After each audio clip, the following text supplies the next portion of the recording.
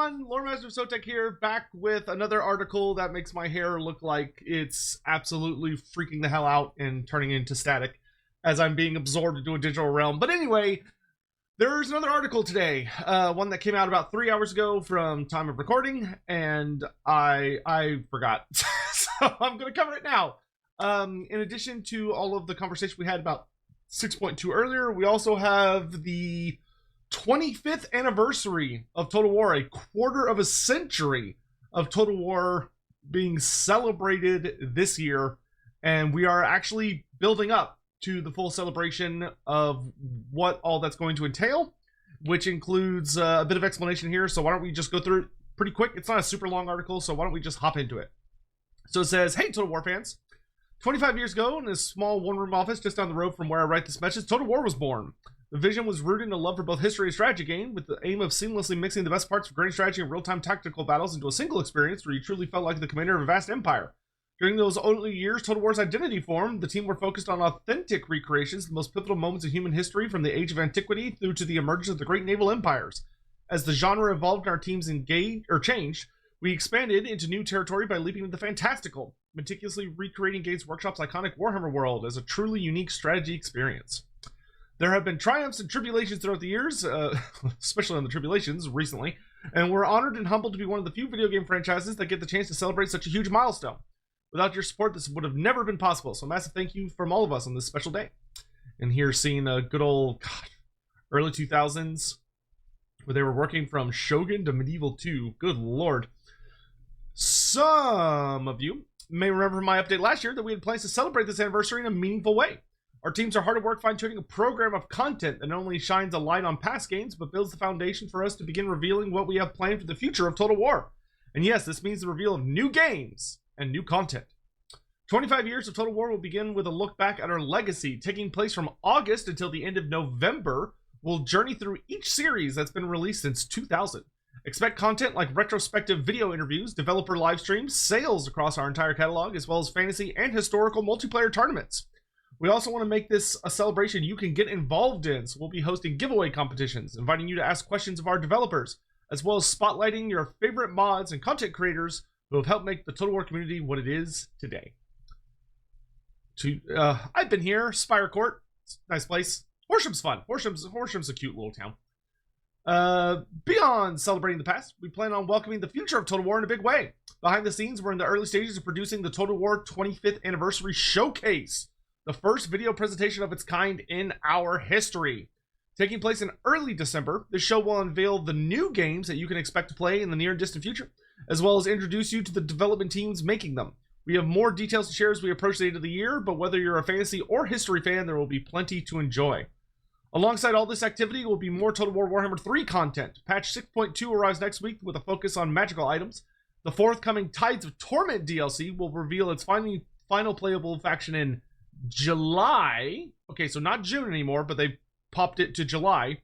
And some long-awaited content will be unveiled at the Anniversary Showcase. It's incredible to think that this series is now in its 9th year, and we look forward to sharing what we have planned for the future. And here we have the launch of Total War Warhammer. Oh yeah, you can see Joey wearing her Manfred von Karstein armor. Is that Dogbert wearing Blood Dragon armor? Funny. I bet I could pick out a few faces in that crowd. What's especially important to me this year is celebrating everyone who's made Total War what it is today. This includes all of you reading this message who have helped create the best community in gaming. Whether you're playing our games for thousands of hours, watching our trailers, submitting bug feedback, or commenting on our socials, all of this helped us build a game we all love. It also takes an army of passionate and talented staff to take our games from concept to completion. Many of them talk about growing up with Total War, how it gave them an interest in history or the deep lore of Warhammer, and how it created a desire for them to work at Creative Assembly. They're fans making the game they love, and I want to thank each and every one of them, past and present, for their contribution to making this milestone possible. We hope you're all excited for the future. Happy anniversary to you all. Roger Collum, Vice President of Total War. So, yeah. Basically, the biggest takeaway from this is two big things. One is the reveal show. So, says it there that actually three things. That in early December, so towards the end of this year, they're basically going to do a big showcase show. So showcase show in this case is basically going to be like, think of what like Warhammer does with the Skulls event, right? So a big live stream probably that is going to not only celebrate the history of Total War with probably a bunch of like really cool trailers and stuff that celebrate the past of Total War, but also are going to show us where we're going. From the wording they're using here is very, very likely we're going to be seeing the next big historical game announcement, which could be one of many things. The historical game, shall we say, catalog is titanic. So whether it's a brand new historical title or it is a sequel to one of the very beloved series, whether it be Shogun, Medieval, Napoleon, or any of those other games, very difficult to predict what that would be. Very difficult, I would say, to predict what that's going to be. But I do think the historical side of the community is definitely long overdue a traditional Total War title. As much as Pharaoh was genuinely wonderful, Pharaoh, of course, was made by the Sophia team that is now handling a lot of the Total War Warhammer stuff. But there hasn't been a historical title coming out of the main studio in, well, since Three Kingdoms, which Three Kingdoms, of course, is in a particularly awkward position. So it'll be very interesting to see what that announcement is going to be. We also do see that there's going to be some major fantasy announcements. I would not be surprised if we see the next major non-historical title announced as well.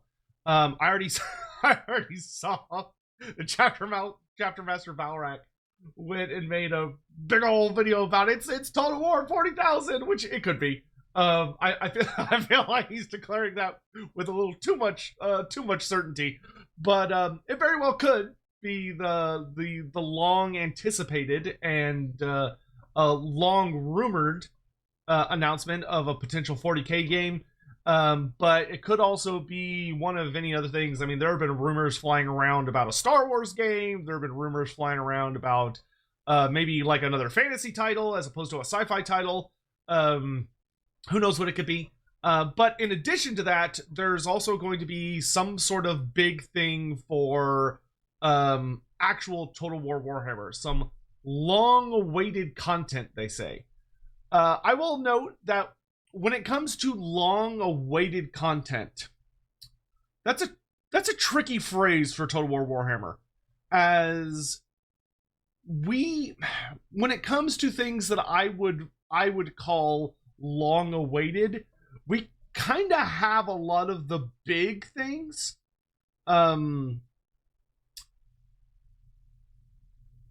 Because it depends on how big they're talking. They could be talking about something as small as doing like a notable update, like a Vampire Counts pack that, you know, really gives us like a Vampire Bloodlines pack that gives us like a big focus on the Vampire Counts, who of course haven't had a DLC in what feels like 1,000 years. Or it could be something as massive and scene changing as the End Times. Which is also long been rumored of things that came in the End Times saga of books, which there's actually a pretty significant amount of content from those books.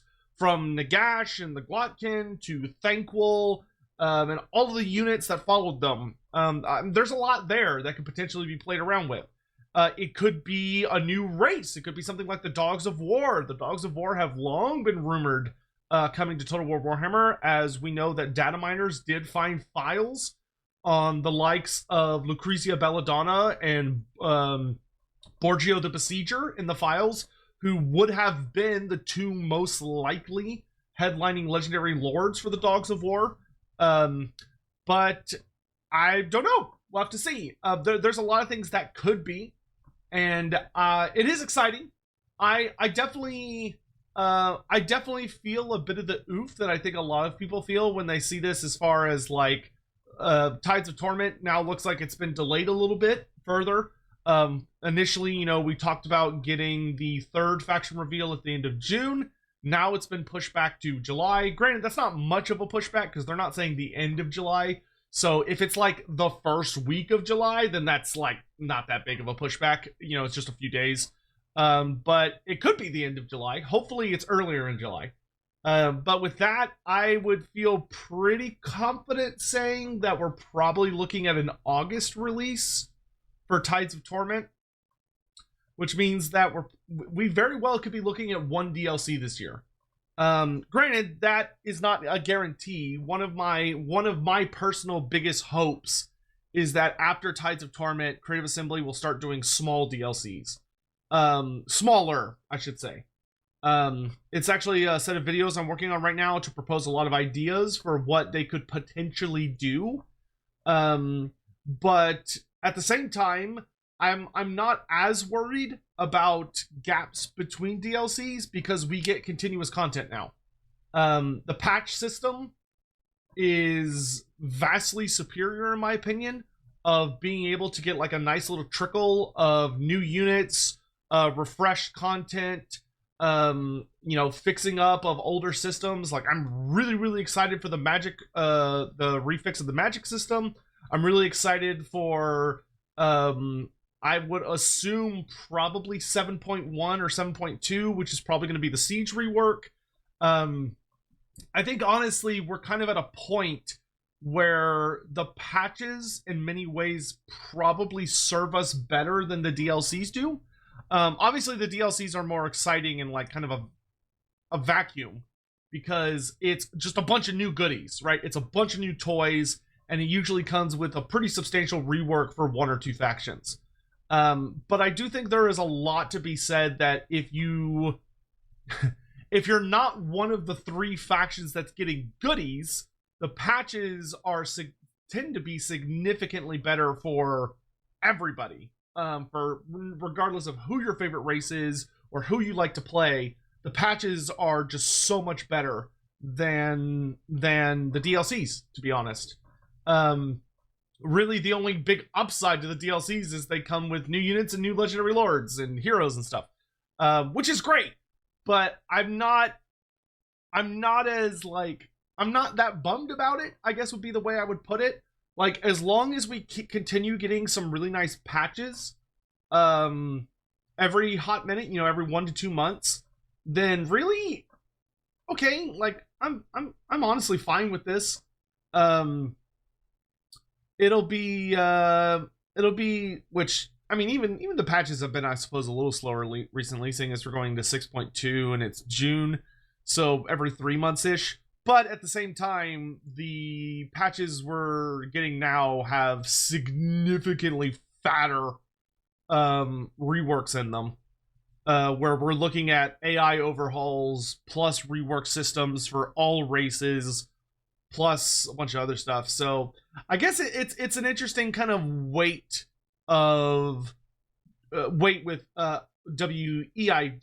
not WAIT, of do you care more about the meat of it as opposed to the amount of it? You know what I mean?